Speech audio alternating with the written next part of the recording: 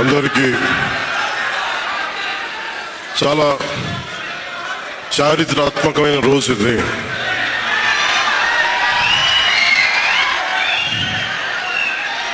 చాలా కొంచెం నిశ్శబ్దం పాటించండి దయచేసి నిశ్శబ్దాన్ని పాటించండి అందరూ. దయచేసి నుంచున్న దయచేసి కూర్చోండి. మీరు వీడియోలు తీయకండి ప్లీజ్. దయచేసి కూర్చోండి. ఏదో ఒకటి చేయండి. మీరు కూర్చోవాలి, ఏదో ఒకటి చేయండి. చాలా ఆంధ్రప్రదేశ్ 5 కోట్ల మంది ప్రజలు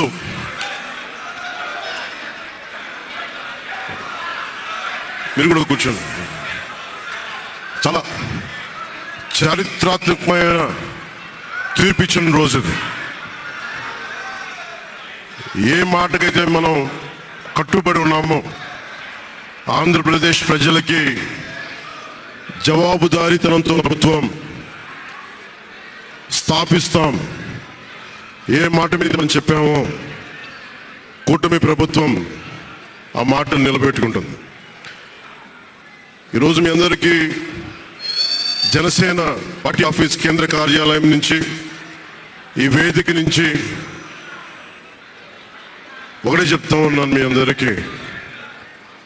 వైసీపీ వైఎస్ జగన్ గారు కానీ వారు మన వ్యక్తిగతంగా నాకు శత్రువులు కాదు. ప్రజాస్వామ్యానికి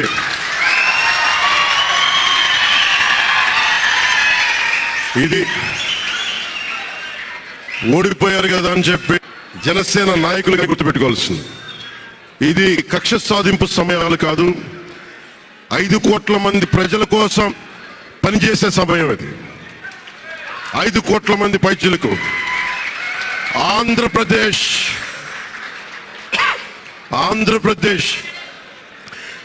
విభజన జరిగినప్పటి నుంచి ఈ రోజు దాకా మనం అడుగుతూనే ఉన్నాం. ఆ రోజులు అయిపోయినాయి, ఆ చీకటి రోజులు అయిపోయినాయి. ప్రతి ఒక్కరం బాధ్యతతోటి భవిష్యత్తు తరాల కోసం బాధ్యతని భుజాల మీద వేసుకుని చాలా బాధ్యతాయుతంగా జవాబుదారీతనంతో కూడిన రాజకీయ ప్రభుత్వం, రాజకీయ మనకి ఆలోచన విధానం ఉంటుంది.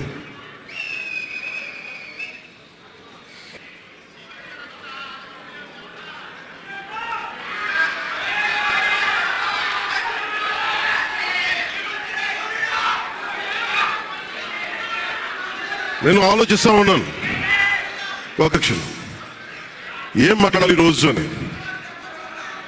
ఒక నిమిషం, ఏం మాట్లాడాలి ఈ రోజున అనుకుంటా ఉన్నాను. నా జీవితంలో ఎప్పటిదాకా విజయం తెలియదు నాకు.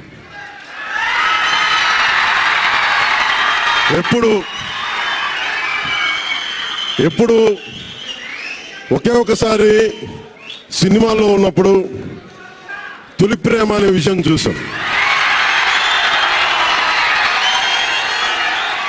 ఆ తర్వాత నాకెవ్వరు నేను విజయం సాధించానని కానీ డబ్బులు వచ్చినాయని కానీ ఏ ఒక్క సినిమా విజయం చెప్పలేను. నాకు నా జీవితం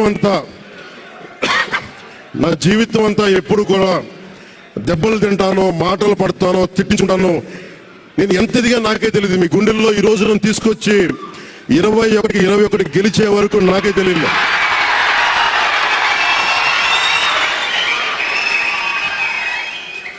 భారతదేశంలో 100కి 100% కొట్టామంటే జనసేన.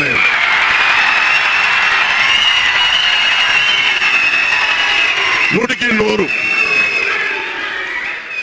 ఇది ఎందుకు ఈ విజయం జనసేన లేదంటే జన సైనికులు, వీర మహిళల్లో జనసేన నాయకులు ఇక్కడ కేవలం వారితే కాదు, 5 కోట్ల మంది ప్రజల ఆకాంక్షతే. మార్పు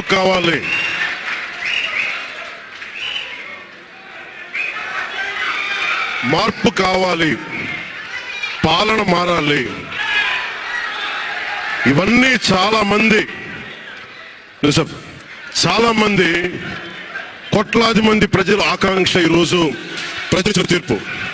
బాబు మీరిద్దరు కూర్చోవాలమ్మా దయచేసి. నువ్వు పక్కకు వచ్చామా, నువ్వు పక్కకు రా. నువ్వు కొంచెం ముందుకున్నారా, మీరు కొంచెం ముందుకు రండి అమ్మా, మీ ఒక అడుగు ముందుకు రండి. మీరు కొంచెం ఇబ్బంది పడతారు, దయచేసి కూర్చో. దయచేసి కూర్చోవాలయ్యా, మీరు కూర్చోవాలి. మీరు మొత్తం సభ ఆపేస్తున్నారు. మీరు సాగర్ పకర్, సాగర్ పకర్. ఇది మనందరికీ చాలా జాగ్రత్తగా ఉండాల్సిన సమయం. అది కక్ష సాధింపుల సమయం కాదు. ఇది ఆంధ్రప్రదేశ్ భవిష్యత్తుకి పునాది, బలమైన పునాది వేసే సమయం. అన్నం పెట్టే రైతుకి అండగా ఉండే సమయం అది. రక్షణ లేని ఆడబిడ్డలకి రక్షణ కల్పించే సమయం ఇది. ఆడబిడ్డల్ని, మహిళల్ని వారి కాళ్ళ మీద వాళ్ళని నిలబడగలిగేలా చేసే సమయం ఇది. నేను ఈరోజు ప్రభుత్వ ఉద్యోగులకు కూడా మాటిస్తున్నాను. కాంట్రిబ్యూటరీ పెన్షన్ స్కీమ్ నేను చెప్పాను, నేను బడ్జెట్ తీసుకున్నాను, నేను మర్చిపోలా. ఏరు దాటాక తెప్పదలిసే రకం కాదు నేను. కాంట్రిబ్యూటరీ పెన్షన్ స్కీమ్ దానికి సరిసమానంగా అది కానీ మీకు న్యాయం వచ్చేలాగా సంవత్సరం లోపు తీసుకొస్తాను అని మాట ఇచ్చాం, తీసుకొచ్చి తీరుతాం. ఆ మాట మీకు ఇస్తున్నాం. మెగా డిఎస్సి నోటిఫికేషన్ విడుదల చేయించే బాధ్యత మనం తీసుకుందాం. యువత విలవిల్లాడిపోతా ఉన్నారు, యువత నలిగిపోతా ఉన్నారు. మీ చదువులకి తగ్గ ఉద్యోగాలు కానీ, మీ స్కిల్స్ ని పెంపొందించి మీకు ఉద్యోగాలు కానీ, నేను మీకు చెప్తున్నా, నాకు చాలా పెద్ద బాధ్యత ఇచ్చారు ప్రజలు. ఈ రోజున మామూలు బాధ్యత ఇవ్వాల. గెలిచింది, పోటీ చేసింది 21, 2 పార్లమెంట్లు గెలిచింది 100%. కానీ బాధ్యత ఎంత ఉందంటే 175 సీట్లు మనం గెలిస్తే ఎంత బాధ్యత ఉందో అంత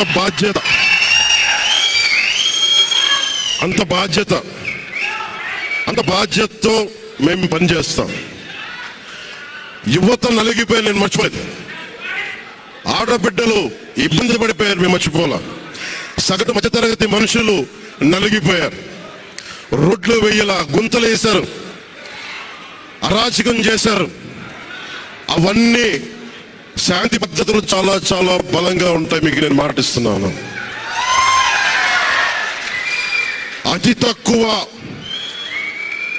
వ్యవస్థల్లో రాజకీయ ప్రమేయం చాలా తక్కువ ఉండేలాగా, అధికారులని వారి పని చేసుకునేలాగా ఈ ప్రభుత్వం ఉంటుంది, కూటమి ప్రభుత్వం ఉంటుంది. రైతుకి కష్టం వస్తే హక్కును చేర్చుకునే ప్రభుత్వం తప్ప తిరస్కారంగా చిన్నచూపు చేసే ప్రభుత్వం వద్దు మనకి ఈ కూటమి ప్రభుత్వం.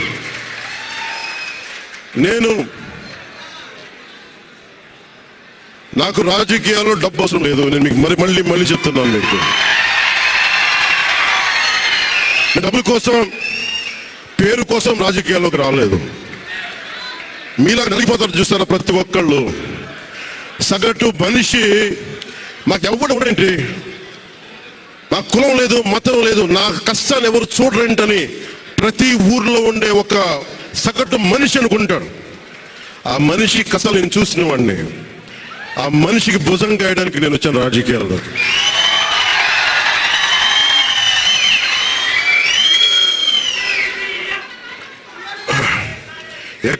ఒక నిమిషం, ఎక్కడికి ఓడిపోయాను 2019లో ఓడిపోతే నా మానసిక స్థితి ఎలా ఉందో ఆ రోజున, ఈ రోజు గెలిచినప్పుడు కూడా నా మానసిక స్థితి అలాగే ఉంది. అంతే ధైర్యంతో ఉన్నా. గెలుపు నాకు బాధ్యత ఇచ్చింది కానీ అహంకారం ఇవ్వలేదు, రాదు. ఇంకా భయం వేసింది. అందరూ నాకు శుభాకాంక్షలు తెలియజేస్తా ఉంటే నాకు భయం వేసింది. ఎందుకంటే ఇల్లు అలకగానే పండుగ కాదు ఇది. ఇల్లు అలకగానే పండుగ కాదు. చాలా చాలా బాధ్యత కూడుకున్నది. భీమవరం గాజువాక 2 చోట్ల ఓడిపోయినప్పుడు ఈ రోజున ఇంతమంది ఉన్న రోజున ఆ రోజున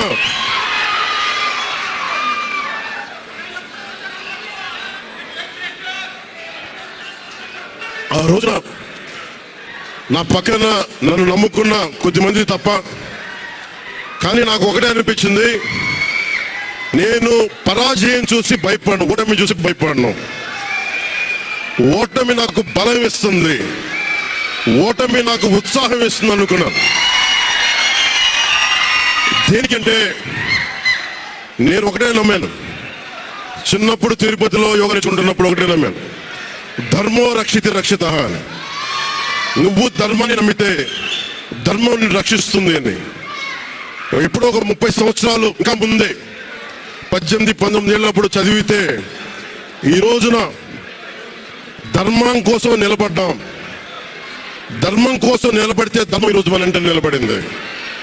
అందుకని మనస్ఫూర్తిగా ఏ శక్తి అయితే కనిపించని ఆ పరాశక్తి, కనిపించిన ఆ దేవుళ్ళందరికీ కూడా దయచేసి సర్వందరూ కనిపించని దేవుళ్ళందరికీ కూడా ఈరోజు నేను కృతజ్ఞతలు తెలియజేసుకుంటాను.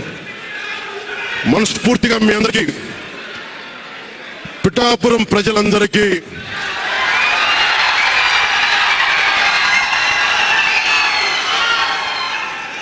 మీరు పిఠాపురం పురజనులకి, పెద్దలకి, ఆడపడుచులకి, అక్క చెల్లెలకి, యువతులకి, కథం తొక్కిన యువతకి, కథం తొక్కిన జన సైనికులకి, జనసేన నాయకులకి, తెలుగుదేశం నాయకులకి, తెలుగుదేశం శ్రేణులకి, తెలుగుదేశం నాయకులు వర్మ గారికి, వారందరికీ కూడా నా ప్రత్యేక కృతజ్ఞతలు తెలియజేసుకుంటా ఉన్నాను. మీరు పిఠాపురంలో పవన్ కళ్యాణ్ గెలిపించలేదు, కేవలం పిఠాపురం ప్రజలు పవన్ కళ్యాణ్ ఒక్కడిని గెలిపించలేదు, 5 కోట్ల మంది ప్రజలు గెలిపించారు. మీరు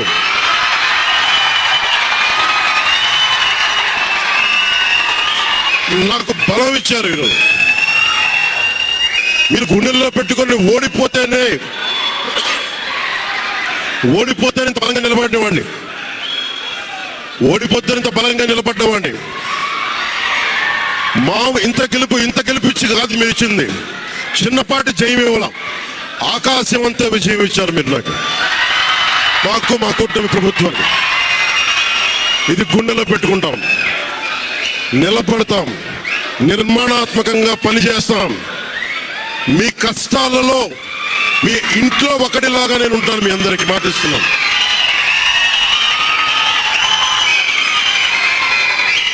మీ ఇంట్లో ఒకటే గుర్తుపెట్టుకోండి, మా ఇంట్లో మా కుటుంబ సభ్యుడు నాకు కులాలకి, మతాలకి, ప్రాంతాలకి అతీతంగా ప్రతి ఒక్కరూ ఆలోచించాల్సింది, మా ఇంట్లో కుటుంబ సభ్యుడు పవన్ కళ్యాణ్. మా వాడు అసెంబ్లీలో అడుగు పెడుతున్నాడు, మా కష్టాల కోసం మాట్లాడతాడు, మా కష్టాల కోసం నిలబడతాడు. అది చేసి చూపిస్తాను. ప్రభుత్వం ఎలా ఉండాలి, అధికార యంత్రాంగం ఎలా ఉండాలి, రాబోయే రోజుల్లో మీకు అందరికీ చేసి చూపిస్తాం. మళ్ళీ ఒక 10 నిమిషాల తర్వాత మళ్ళీ వచ్చి మాట్లాడతాను. చంద్రబాబు గారు వచ్చారు, వారిని కలిసి మళ్ళీ వచ్చి మేము ఇద్దరం మాట్లాడతాం.